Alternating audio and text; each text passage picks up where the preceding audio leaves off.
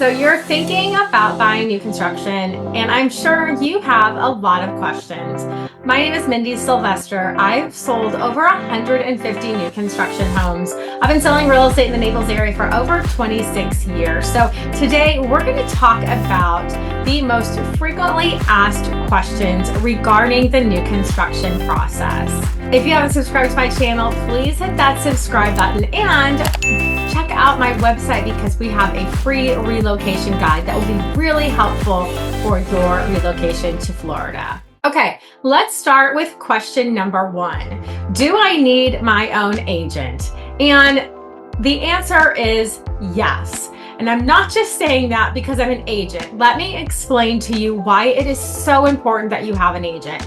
First and foremost, the builder pays our compensation, and you don't get a discount if you don't have an agent. They don't say, oh, well, you don't have an agent, so we're going to lower the price or we're going to give you a credit. They don't do that. So there is no benefit to you financially to not have an agent. There's a huge benefit because a good agent, one that has sold a lot of new construction homes, will help you be able to make really important decisions that are going to largely affect your resale value. There are a lot of decisions to make, and I've seen so many buyers make so many really crucial mistakes that have affected their resale value. I've sold nearly 1,000 homes, and pretty much every week I go to a neighborhood where someone's trying to sell after 2, 3, 4 years. I go there and they have a lot that backs up to another house, or is at the corner of the lake where you see in 3 other people's lanais, or backs up to a road. And I think to myself, if they would have had me when they purchased that home, I would have guided them to make a better decision on which lot choice to make. And I know some people are limited in their budget, but the reality is there was probably a lot for maybe $20,000 or $30,000 more that would have given them a much higher return on their investment, because their home would be much easier to sell if it didn't back up to another home. So these are all really important decisions to make, especially to help make decisions so that you don't over improve or that you don't under improve. But a good agent will help you make these really important decisions. Now, when you go to the sales center, that agent at the sales center represents the builder. Now, I'm not saying they're going to do anything nefarious, but they represent the builder and they have to sell all the lots. Now, when you have me representing you, I will tell you, I've seen the agents pull up to the lots, or I've been there when we pull up to the lot and they're like, this one is a good deal. And I'm like, no, nope, this is not a good deal. So I know resale as well as new construction, so I can definitely help you make these really, really important decisions. Number 2, what does base price mean? The prices of new construction homes can be very confusing. You look on the billboard when you're pulling into the community and it says homes from the 600s. And then you get there and they're like, okay, well, it's $950. And you're like, how did we get from the 600s to $950? Well, base price is the price of the actual model of the home. Like, they all have names. And then you have to choose your lot. Now, different neighborhoods will have different lot premiums, and that varies between neighborhood. I can't tell you that on the video because it depends on which community you're looking at. Some communities will have a 0 lot premium, but again, maybe that house backs up to a road or another home. And I've seen lot premiums go all the way up to over $1 million, but that is one of the things that I'm going to help you assess. Like I said, which lot to choose. So then you've got your upgrades. A builder has standard features, like they may offer granite counters. And if you want quartz counters, you might have to go to a level 2 or level 3. They have different levels of upgrades. A wood flooring would be the highest level of an upgrade. Their standard flooring may be a 12 by 12 tile. So you will want to get upgrade. So the total price of the home is the base price plus the lot price plus the upgrades. Question number 3, how much are upgrades? Well, that is a very good question, and that depends on the community, because some builders have more standard features and some have upgrades. For example, some builders now have hurricane impact windows that are standard features, and others That would be an upgrade, sometimes a $40,000 or $50,000 upgrade. So each builder has their own different level of what's standard and what's an upgrade. Now, for some of the popular communities that I sell in, Valencia Sky, for example, I tell people about 15% of the purchase of the base price will be a normal amount for upgrades.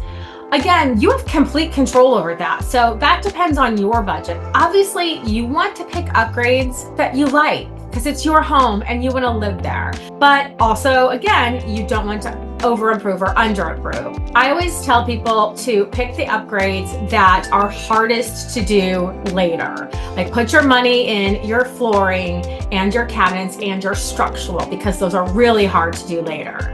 Other builders like Esplanade by the Islands, Taylor Morrison, from what I'm being told, the upgrades are about 25% of the purchase price. So you definitely want to know going into it, okay, how much am I really going to spend? If I want this type of floor and I want this type of cabinet and counters, what's my real number? And that's something that I can help you with as you get close to determining which lot and community is best for you. Number 4, which upgrades are better to do later? Well, I already kind of touched on this, but let me go a little bit deeper. Again, the structural upgrades, the extended lanai. I always tell people, extend your lanai as far out as they will possibly allow you, because outdoor living is hands down one of the most important criteria for buyers. People are here in the really nice months and they want to live outdoors. So you want to be able to have as much outdoor space as possible. Outdoor living, outdoor dining, outdoor kitchen. Speaking of outdoor kitchens, I always recommend people get the plumbing for the kitchens and then do the kitchen afterwards, because there are about 20 outdoor kitchen companies here competing for your business. Other design features like crown molding, shiplap, that is almost always better to do afterwards. In fact, some of the builders don't even do design features like that. They put them in their models, but they don't actually offer that in this design center. So those are the things that I can get you a great carpenter and you can take them to the model and you can say, I want the shiplap just like this, or I want the crown molding or the shelving just like this, and they can easily duplicate that. Your flooring is the most important thing, I believe, when you're picking out your upgrades, because it's the hardest thing to change, and that's what really makes your home the wow factor. So spend your money on the flooring. If you're on a limited budget, I would get a standard counter, because again, there are about 2 or 3 dozen counter companies in Naples where you could pick out something that's different that not anyone else has in the community. Now, what about pools? This is a really interesting question because there are pluses and minuses to getting it before or getting it after.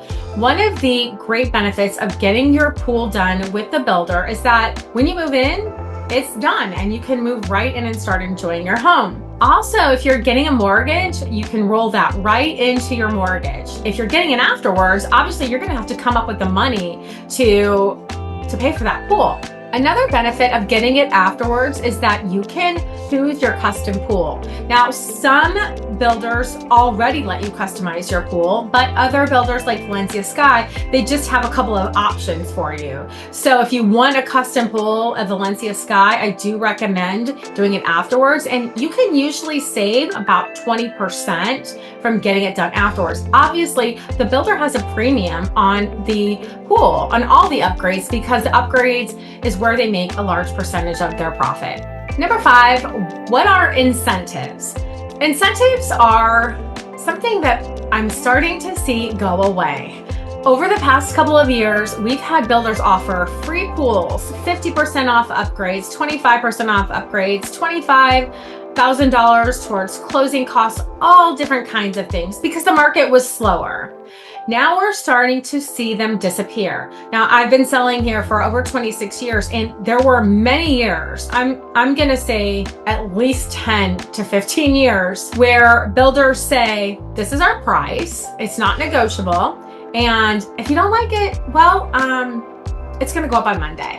And that is where Camus is right now. As of last week, they've been negotiable. If you wanted to purchase a home in there, they had some negotiability on their prices. As of last week, they said no negotiating. These are our prices. Unless you're buying a completely finished move-in ready home, our prices are not negotiable. And I think that's going to happen with many of the other builders as this market continues to improve. But right now, we still are seeing some upgrades. In fact, Esplanade by the Islands is offering a free golf cart right now. Valencia Sky is offering a closing cost credit. But again, by the time you watch this, I'm not sure what happens because incentives come and go like weekly. You never know what the builder's going to offer from one week to the next. And they take it away without notice and they offer them without notice. So even the sales agents sometimes don't know if an incentive is coming or going. But I will always check. And I have such great relationships with the sales agents at the sales centers that they always really fight to get my clients as many incentives as possible. Like they know I'm going to bring them more clients. They want to take care of my clients and they really fight to help me get you every incentive possible. Number 6, is there really a benefit of buying new construction or should I buy a resale? Well, that's kind of a difficult question to answer, but here's what I'm going to say. I go to basically the same 8 or 9 different neighborhoods pretty much every week. And yes, there are some communities that have been built maybe 5, 6, 7 years ago that are really nice communities. However, with the market being the way it is and with the way that the home builders have these homes priced really well and have been offering good incentives, it's really hard to compete with new construction. There are some great neighborhoods, but after showing new construction, sometimes people are like, I just feel like I need to see more to make sure I'm making the right decision.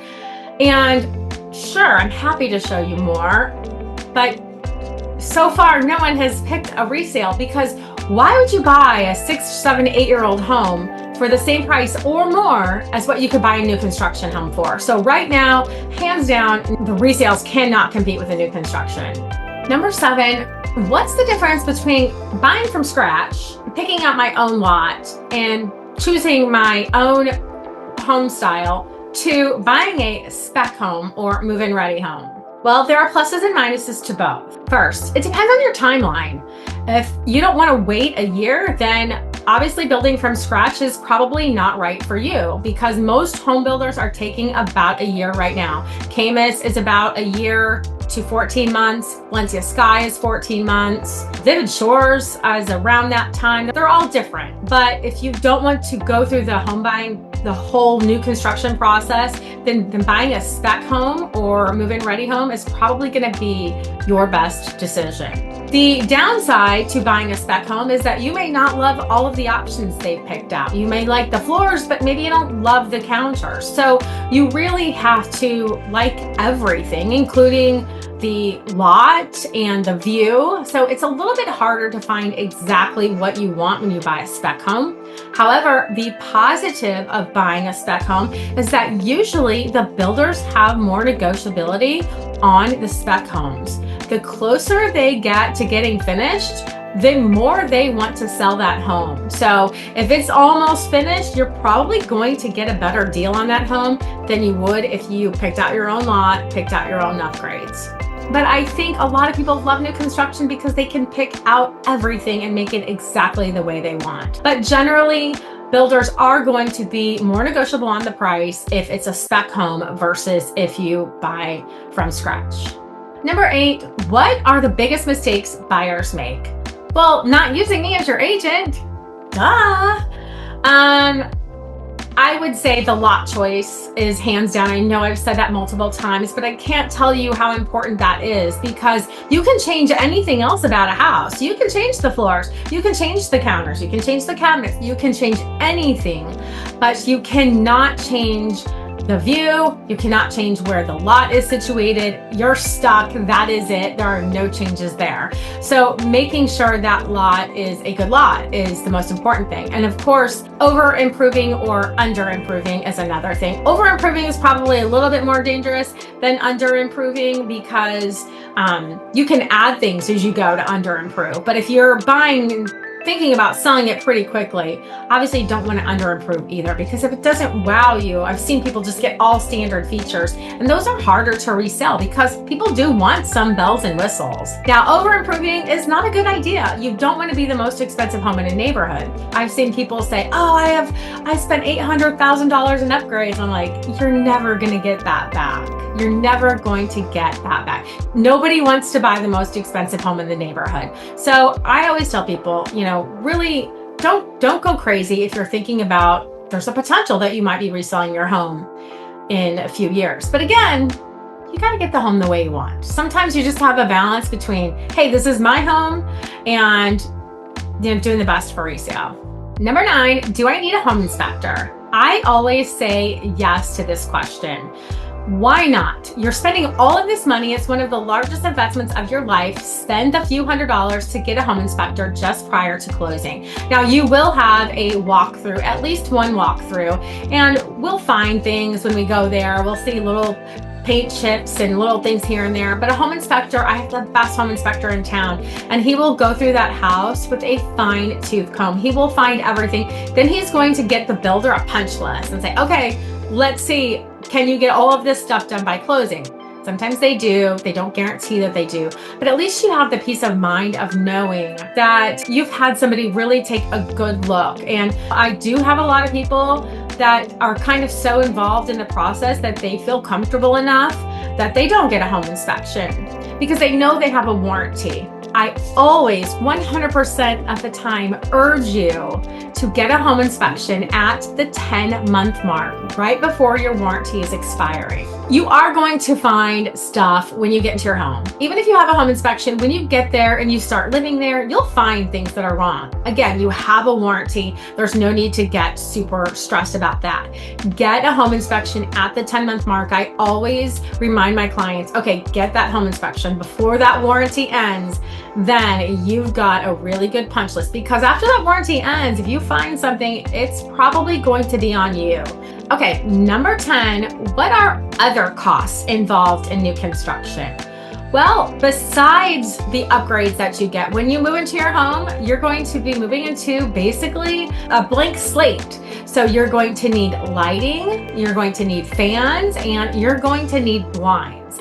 Now, Valencia Sky is offering blinds as part of their upgrades, and it's really reasonable. So if they offer the blinds as an upgrade, definitely do that, because there's nothing worse than walking into your brand new home and you're like, oh my gosh, we have to get blinds right now. Builders are not offering lighting anymore. It's a very personal choice. They were offering builder grade options, but most people just took those down. So now the builders are only doing like the canned lighting, but not like designer lighting or fans. So you'll want to have in your budget for lighting and fans. Also, your closing costs. Now, I already mentioned closing cost incentives. What a lot of builders are still doing is a closing cost incentive if you use their lender or their title company.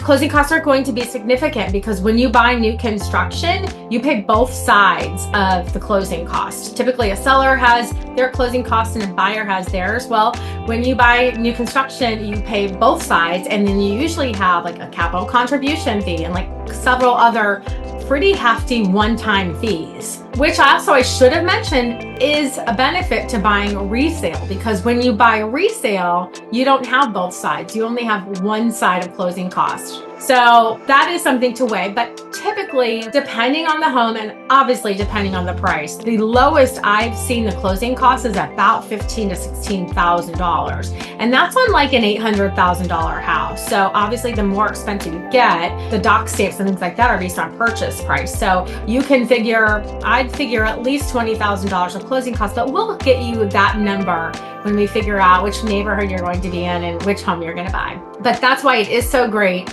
to get a closing cost credit from the builder, because that definitely helps with that. So if you have any questions, please call me. I will tell you the best neighborhoods that are going to fit your lifestyle and help you find the perfect home in Naples. So thank you so much for watching. Give me a call and let me help you find the perfect Naples home. Have a great day.